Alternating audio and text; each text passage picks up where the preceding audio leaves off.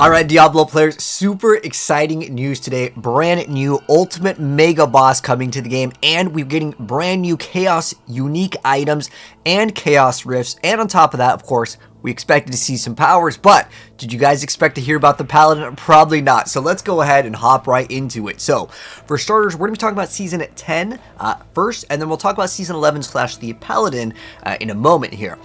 But let's go start off with the date of when Season 10's PTR comes out. So keep in mind, everything that I'm showing you guys is subject to change, but the brand new PTR will be taking place from August 19th to the 26th. So this is the PTR where we get all of the brand new stuff to test out. So we're getting these Infernal Hordes reborn over here. So they've done significant reworks to the Infernal Hordes. Basically, it's going to be a lot more fun, and there's going to be a very challenging reward at the end.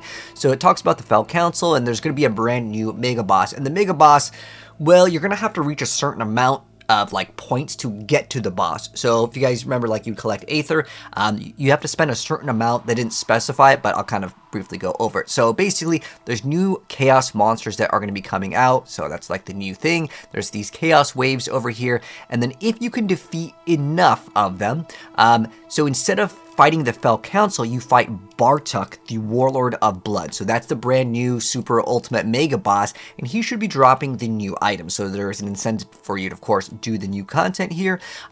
You have to risk this. So what I'm going to suggest for you guys to do in this next upcoming season is just play a meta build. Because if you don't, it is a risk. So I'm assuming if you fail, you get nothing. Otherwise, why would they say it's a risk? So it's going to be maybe like the old bosses. You guys remember how you'd put in like the materials, and if you couldn't defeat the boss, well, you just don't get your loot, right? But there's also these fleeting hordes. So a bunch of different things will appear. So it says fleeting hordes will be 4 waves in total, and then a limited infernal offering to help keep the packs of vicious goblins under control. So there are going to be like goblins that also come out, so that's going to be cool. Hopefully we can finally get more of those mythic goblins over there, buff the drop rate over there. But Bartok will harness chaos portals to shoot projectiles, and he's going to be, again, the new ultimate mega boss. Upon defeating him, his rewards will appear on the ground, so you don't have to spend additional Aether to claim it. So basically, you put those in, and I'm assuming if you fail, that's it.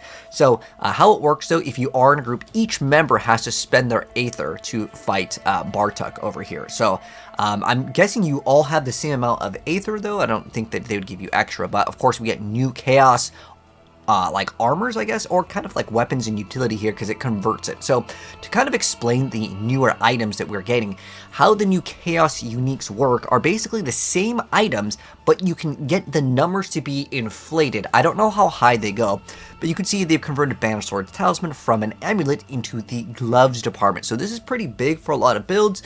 Let's say for the Hydra Sorc, for example, you have to play the Ophidian Iris amulet, right? Because you need it. Now, if you can make use out of Banished Sword's Talisman, because remember, if you spend those 275 resources, boom, you instantly snap the Hydra that you summoned to be a ultimate mega Hydra that now has guaranteed to overpower. So that is going to be pretty dang massive for certain builds. If you can put these on boots, I mean, imagine Banished Sword's Talisman on boots. This is going to be crazy, and the number gets inflated. Banished Swords usually only rolls up to 60% increased damage, but now you get 72. So how it works is that it's a brand new powerful version of existing items, but basically you get to convert them. So it says Chaos Armor can appear on the following item slots over here. So that's going to be really cool. So this is going to be so awesome to basically see what people come up with. And if you're wondering like what classes would probably benefit off of the most from this brand new system, is more than likely going to be Druid. Druid has this problem where like you have to convert things like Earth, Nature, Magic, and all these conversions are almost always in the Helm slot. But if you can hit all the tags now with all of the different like items, I think Druid is looking really solid in this next season. But I was even thinking on this item over here, if we zoom in on this Ophidian Iris, I was like 100% Hydra is getting nerfed, right? But check this out, guys. Hydra is buffed over here. Look at this helmet, 120x damage for the Ophidian Iris. Now, it rolls in the helmet slot now, but imagine this in a pair of boots. Like, this is crazy OP. Then you can run a regular amulet, and I think that this is going to make Diablo great again. Diablo, in my personal opinion, is mega saved in terms of, like, fun factor for creativity. Again, there's a lot of areas in this game where it lacked creativity, but this is exactly what I wanted to see in the game. Again, you now have so many different builds, and I'm actually wondering if you can also do this for other classes, right? That'd be really cool if, like, a normal item wouldn't roll with, like, let's say Hydra on like a Druid. But how could we summon the Hydra on a Druid? Well, maybe with the special rune combos, you're going to be able to activate certain skills. So I don't know if that's going to be available. That's something that I'm looking at. But they also mentioned the following uniques will be available as a Chaos unique over here. So the Fist of Fate, this could be pretty dang big over here. I would say that's awesome. Pain Gorgers could be cool as well, because then you could do Pain Gorgers plus run the regular Fist of Fate, and then you could kind of double dip with that. That's going to be pretty awesome. And then there's additional like class specific ones, and the most important thing, Druid has the Tempest Roar, so you could have Tempest Roar on your boots. Again, this is just huge in terms of like what you can do in the game. I love that. Really awesome stuff. With the Necromancer as well, the Black River, the weapon, now you can go ahead and place that somewhere else. Again, I think boots is the area we normally don't get damage, or even like the pants category, if you can do that over there. They mentioned over here that it does work with pants and boots, because again, those areas you can get massive multipliers over there. And then again, if you now put the death mask on the boots, again I mentioned the boots, like that's 100x damage. Now we're really looking at a lot of builds that weren't meta to be way stronger, and especially the Sorc, man. The Sorc has a lot of items as well that are pretty good, obviously Ophidian Iris being one of them, and then the Staff of Endless Rage going on boots. Oh my gosh, this is going to be crazy. We just dropped the Fireball build, and if you don't even have to play the Staff of Endless Rage in your weapon department and you just throw it on boots, again, the DPS on every single build is going to get multiplied like crazy. And at this point, I would say that like most builds may be able to try to push towards like 100 at the bare minimum. So this is going to allow so many new things to come out. But they talk about Chaos Rifts, and I don't want to go too far into like every single one of like the creative things that you can go for. But again, Season 10 is going to be absolutely amazing with this. Now, let's go talk about the Chaos perks, so the powers, if you will. So they said something incredible, whatever. Okay, let's go over the actual effects. There's different rarities, but let's be real. You play one day. If you're a good Diablo player, you're going to get all the points, all the maxed out perks in just like a day here. But you can equip 3 non-unique perks and 1 unique perk, so it's kind of the same system that we've had before. But let's check out some of the powers over here. So I don't really care about the name. I'm just going to go over like the effects, because again, as far as I'm aware of, you can equip infinite magics, infinite rare. It's just like, which ones do you want, right? Okay, so invigorating attacks. Every 5 seconds, your basic skill generates an additional 100% of your max resource. So with the Cax rune, boom, instantly. That's pretty good, right? And then we have the Accelerating Chaos. Damaging an enemy has a chance to trigger a Chaotic Burst, dealing 8% of damage, and the burst that hits an enemy reduces an active cooldown by 0.5 seconds. And then we have Unstable Power. The Chaotic magics erupt from your basic skills, making them guaranteed critically strike and overpower for increased damage, but the power is unstable, adding a cooldown to basic skills. Now, if you played like the Sorc, you can run the enchant on Fireball that has a chance to shoot out the basic skill on, I don't forget, some sort of condition. But basically, there's a lot of skills and maybe builds in the game that will allow you to run your basic skill in not the actual like button that you push, if that makes any sense. Therefore, you're still getting your basic skill out. If this does work with this, we could see a season of basic skills. I mean, the 100% chance to crit and overpower and get 100x damage, that's pretty hard to beat in any build. So I'm looking at maybe like Lunging Strike Barb to somehow... That one, though, I would say is kind of hard. I don't think there's a Barb ability to shoot out a basic skill. I know that there's some with like Sorc for like the enchants that you might be able to get away with, or some maybe uniques would be kind of cool to check out that. There's also new uniques in here, so again, there's so much content here, guys. I'm hyped. But Erupting Chaos, so they burst randomly around you, does some sort of damage over here. I'm hoping that these will be actually viable for endgame. A lot of the problems with some of these powers is they just become like useless at the endgame, right? Let's be real. Like, you do pit 100, is your powers really doing any damage? No. As far as Power Siphon, though, our core skills deal more damage, but also reduce your maximum current resource by 20 for 6 seconds. This reduction stacks but does not refresh. Okay, so I wonder if we're going to be able to really utilize this. There is a way to actually get your resource cost to 0. You can go negative, but it doesn't really matter. It doesn't give you resource at that point, but you can get your resources to 0 in a lot of builds, so maybe this will be something fun to mess around with. Again, creativity is going to be crazy in Season 10. I'm hyped for it. Casting a corpse, or a core, I think this is a course skill. I think this is a core skill, unless it's corpse. But anyways, empowers your next non-channel cast of a different core skill, refunding 50% resource cost, and this is 30x damage, which is kind of small, but nonetheless it is there. And then we have legendary. You can no longer be healed above 50% life. Okay, I wonder if you can make a low life build. You gain extra maximum resource and max resistance and a bunch of armor and increased barrier. Okay, that could be kind of cool. I don't know if there is any low life builds anymore. This used to exist back in like season 2, but I don't think it exists anymore. Casting a skill with a cooldown will randomly set its cooldown between 2 seconds and its base cooldown. You no longer benefit from cooldown reduction. Using a cooldown unleashes a chaotic burst, dealing a bunch of damage of your highest type. Ooh, okay, this could be pretty cool if you're able to spam on the Sorc. This could be actually something maybe. Again, 500% of your damage type could be good. We have Crazy Booster. Your healing potion is infused with the power of chaos, granting 100% resource cost reduction. Oh, there you go. You have 100% resource cost reduction. And up to 80% attack speed and well, the movement speed is like whatever, because it's actually pretty easy to cap out on that. Your healing potion has a 10-second cooldown, and you can drink it at full life. Wow. So this only lasts for 4 seconds. Now, I'm wondering if there's a way to either reduce this via cooldown reduction or other methods. Maybe there is another way. If there is, let me know down below. Is there any way to like activate a cool a potion? I don't know if there's an item or something that just activates your potion in the game. I think there is something that does like use a potion, but I don't know if it counts as you consuming it. I don't know.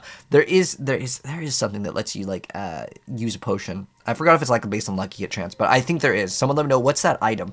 Anyways, as far as the unique goes, killing an enemy grants 2 stacks of chaos and deals direct damage, generates or if you damage a boss, it generates 5 stacks of chaos. On 100 stacks, you get to unleash a salvo of 9 chaotic bursts, dealing 500%. Oh, the other one just gives you instantly. Your chaotic burst gains 20% crit strike and 100x damage. Okay.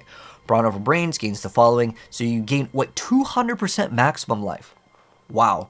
And you get 100% healing received and 100x overpowered damage. Wow. This is actually looking pretty good. Spiritborn can actually 100% overpower, so 100x damage. That's good. And, like, the amount of max life, though, it would have been pretty broken with Overpower. Remember, guys, Overpower has been nerfed, but that's pretty cool. Anyways, Beast Cornered, so every 10% life you're missing, remember, you can reduce it by 50%. You gain up to 20x damage, so that's 100x damage, and you also get 5% damage reduction. Wow, this is actually pretty dang good. This is probably going to be one of the top tier ones, especially on Sorc, because you can just run Barrier, right? And then you just got 100x damage. Spending resource also drains a percentage of your life equal to 30% of the resources spent. Refunding those resources, this cannot reduce your life below 10%. Okay, so that will be very interesting to see how we're going to be building like life recovery on Sorc. But if you play Fire, you can get like, was it 12% recovery on killing like a burned enemy or something like that. So that could be something that is not too difficult to overcome. But these are way better powers than the Season 9. In Season 9, you have like 20x LE damage, and then you can apply vulnerability with power. So like you're getting, like we're looking at like 100x easy with a lot of different builds. Maybe even like 200x in terms of power. Like the power creep is going up. Plus, again, Ophidian Iris in the boots, and then you run a regular amulet. That's over 100x easy. Like this is going to be really good. Now we have I guess new stuff that are specific. Oh, so each class gets a special, like, wait, they get 4 special ones for every single class. Oh my gosh, this is almost another video on its own. Let's go over it though. So as far as the Barb goes, we have casting a basic skill, also uses another basic skill at the target, dealing 50 to 80% of normal damage. Okay, that's already good. So this other one over here, Raging Chaos, while you're at not healthy, your Berserking and your core skills deal fire damage equal to an additional 200% of fire damage. Okay, and then we have Defending Chorus, so your shouts are now always active with 40% increased effect, but your maximum current fury is reduced by 20 per shout equipped. Also trying to not make us run all the shouts, but people are just going to be running all of them anyways. But that's a pretty cool perk. Then you don't have to spam on the buttons anymore. So Single-Minded Fury, if you have only one arsenal weapon type equipped, you gain the following. You get Overpower, you get... I mean, 40% overpower chance is pretty massive, too. To 100x. Well, they're just like 100x everywhere, man. All right, now we have Overabundance. For every 50 spirit that you generate above your maximum, increases your damage by 10 to 20%. This bonus stacks, but does not refresh. So your core skills apply... Oh, this is Purge the Infected. Your core skills apply 1 to 200% of their base damage as poisoning over 4 seconds, dealing direct damage to a poison enemy. Spends 5 spirit to be a guaranteed critical strike. I mean, again, 200x is pretty good. Wild Transformation, so shapeshifting into a new form uses a free skill and grants an additional bonus for 5 seconds. So Werewolf uses Bloodhowl, Werebear uses Blooding Roar, Human uses Cyclone Armor. Okay, that's going to be cool. And then a new unique for the Druid, your companion skills are now altered to also be core skills and are grow 60x in size summon damage. Dang, if we only had this plus the old one with the Riviera Horn with like 50x damage, because remember, all the Season 9 stuff's going to go away, but this is a 10% more than it was before, so that's still good. And then with Necromancer, your Skeletal Warriors also use the Reap, dealing 150% normal damage in addition to the regular attacks. Wait, is this the one that automatically applies cooldown reduction, right? The Reap ability? I think that's kind of busted, because that means infinite cooldown. Anyways, if it does work like that. Decimating Desecration, your damage over time effects have a chance equal to your critical strike chance to deal 100x damage. Okay, it's pretty big. Considering Shadow Dot is already really big. And then we have Defile the Dead. So you can consume each corpse twice, consuming at corpse creates a chaotic burst, dealing 400% shadow damage. This could be really interesting with the Black River, right? If you could pop the corpses, or unless it counts, yeah, you consume each corpse twice. That means you get that's a double DPS with that. This could be awesome. Alter the Balance is unique. Your base core skills are now empowered as ultimate skills, cost no essence but have a 20 to 30% cooldown. Your base ultimate skills are now also to be core skills and have no cooldown but cost essence. Dude, this is like so big brain. Oh my gosh, this game is looking so good now, guys. Like, this is the best season ever right now so far. The Rogue, the unpredictable alchemy over here, so it's magic. The views flow wildly, imbuing every basic skill with a random imbuement. Imbuement skills deal 20 to 40x increased damage. So you can take the Hakan, which gives you crazy plus amounts to imbuement, right? And then everything is randomly imbued over there. Gonna be cool. And then Innervated Strikes, which is a rare one, says you no longer passively generate energy, you gain the following. So you get, ooh, okay. So yeah, you if you do make stuff cost 0, that would not make it so passively generate. So that means you have to do like lucky hit chance or something like that, or maybe use one of the powers to gain energy. But anyways, you have chance for Flurry to deal double damage. But again, if you make it so yes, 100% chance for double damage right there is going to be crazy already. But if you make it so it does not passive generate, you just go straight into your HP, which would make the death mask work, but then you're going to be at no HP like you guys are seeing right here. We still generate some source of energy, but that could be interesting to try out. And then you basically have all of the things basically casting twice, and it's 100%. So this is going to be really fun. I cannot wait to make some builds with that. But I think the Death Mask build will be so much better now. With Chaotic Grenades, though, your Stun Grenades also trigger a Chaotic Burst. Remember, this could work with the Death Trap build because the Death Trap counts as like grenades or something, or it benefits from the grenade abilities, right? So this could be kind of cool. Then we hit and run a brand new unique. Every 15 meters you move, it grants you increased damage for 5 seconds. This bonus stacks but does not refresh. If this bonus is not active, you deal ooh, so it's a big damage reduction from holding still, like on the bosses, but consistently just dash and move around, and I guess you'll be good to go. And maybe you can do some crazy stuff because it's bonus stacks, and it doesn't say there's a limit, right? Yeah, it doesn't refresh. So if you could do some crazy I mean, Flurry is pretty fast already. If you can maybe okay, if they put no cap on this, I guarantee you guys there will be a broken build. So Rogue right now, in theory, if you could move super fast, there's got to be a way to do it. If you guys have seen my Warp Penshot build, check that out right now. We're gonna try to figure out how we can use that with this. You could get, this is like thousands of X damage. Like, you teleport across screens, and it doesn't say that there's a cap. So far off the top of my head, I want to make some broken build with this. Hopefully it'll pass PTR, but more likely, I'll be honest, they're gonna nerf it. This is one thing that's probably gonna get nerfed. Anyways, Sorcerer, the explosive combinations, casting a basic skills increases the damage of your next core skill. Stack. A lot of people don't like this mechanic of building up, so I'll be honest, but maybe someone will try it out just to get one big damage, because remember, Hydra is considered a core skill now. And then next up, though, your base core skill ranks increase their mana cost or cooldown by 10%, further increases their damage.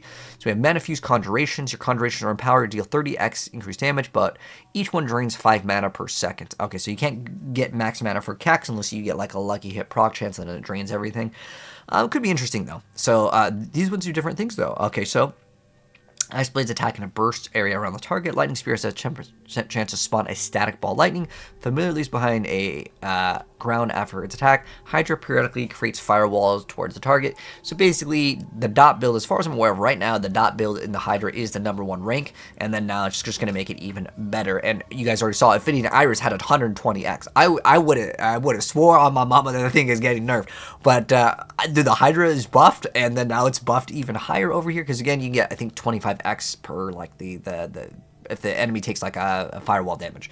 A Mana Shield, new unique, you have 99% reduced maximum life, but any damage you take is dealt to your mana before your life. Ooh, that's pretty cool. If you have not taken damage in the last 4 seconds, your mana regen is increased by 5,000. Well, it's just any damage. It doesn't say life damage, so that's kind of bad. You gain 200, 400 increased maximum mana. Oh my gosh, and each point of int increases your maximum mana by 1. No cap. Oh my gosh. Okay, I'll be honest. This is another thing, probably getting nerfed. But the 400x mana on having an actual conduit with GA is another like 100 plus. Dude, you can get crazy, crazy mana. And then remember, Hydra gives you like extra damage. I think it's like 1.5 on a staff, like a two-hander, per mana spent. And if you're, I don't know, man. I don't even know what the max number of mana is going to be. We're looking at thousands of X damage. Okay, now you know how I was talking about Rogue being like the potentially most broken and best. This is way easier to do because the Rogue one, it's a gimmick that you have to like dash a bunch of times, and then I was thinking we just do one thing to overpower one shot. But this, I mean, you could get like 3,000 int, right? 3,000 int, 3,000 mana. That's like 3,000 X. Okay, you guys get the point. This is going to be broken for sure. 100% calling it right now. This is getting nerfed. Anyways, next up, Spiritborn. Your basic skills gain increased attack speed, and their dash range is increased, and the third attack now happens every second attack. Okay. I think you can make it everything use its third attack anyways.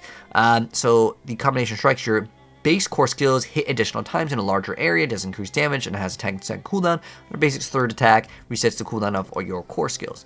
Then we have Back Off, which is a new legendary. Casting a core skills deals 30% reduced damage to enemies who are close to you, and you cast 100 to 200 increased damage to all other enemies. The Convocation of Spirits is a new unique one where it says casting a non-ultimate skill has a chance to invoke the spirits of the skill's type, which deal 200% increased damage. Okay, cool. This chance is increased by 1% of your ultimate skill damage up to 10%. Okay, so cool. And then new unique items. Oh my gosh, there's so much, man. Holy. So, the Barb unique, Saber of Tascals. It's a brand new unique one-handed weapon. And looks like we've got some damage, some strengths, fizz damage, core skills, warpath.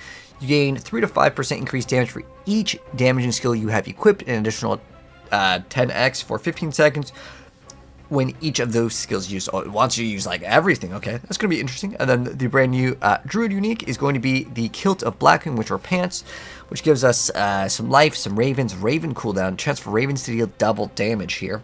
And then the unique power, ravens deal up to 100x increased damage and shapeshifting into a different form or activating a companion skill, summons raven that attacks nearby enemies. Summoning a raven has a chance to call forth unkindness for 10 seconds, increasing the number of ravens summoned to 3 for the duration. Okay, so it's a new ravens build. Okay, that's kind of cool because like I don't think we've seen really that in companions. Just basically Poison Griever has been bugged for a while, but there's also like the wolf companion build, and that's usually the one that people run. So cool to see a variety there.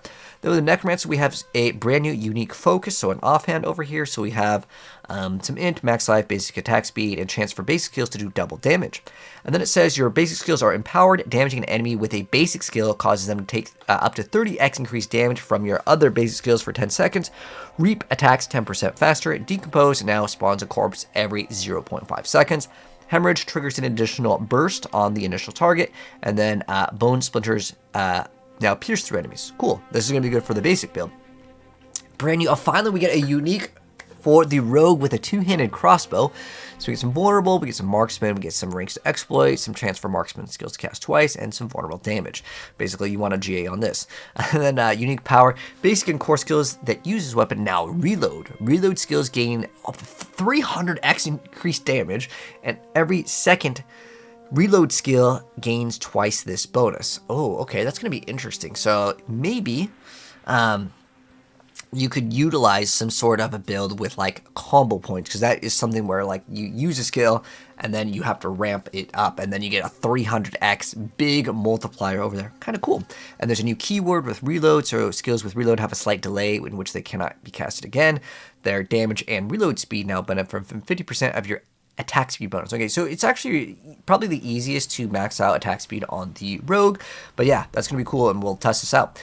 For Sorc, though, we have the Galvanic Azurite Unique Ring, which gives us some resistances, some crits, some lightning damage. Cooldown reduction is always good, and then ranks to elemental synergies. But the most important thing is lightning damage leaves enemies magnetized for 4 seconds, causing them to emit crackling energy, increase all lightning damage they take from you by up to 60x. If two magnetized enemies hit each other with crackling energy, they pull each other together. That's going to be cool. We're going to be grouping up a bunch of enemies and then maybe doing some big pop with them. And then we have Spiritborn.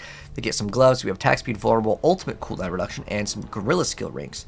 And then the protector can be invoked at range and pulls inward with its smashes enemies in its area, take up to 50x increased damage from your gorilla skills. Okay, this could actually be slightly usable. I think Jaguar, though, is still going to be the kind of thing, because it's kind of double dipping in all those things. And they talk about like the PTR boost. I really don't care to read like this. It just tells you what the progression is. It doesn't really matter. You're just going to max out anyways.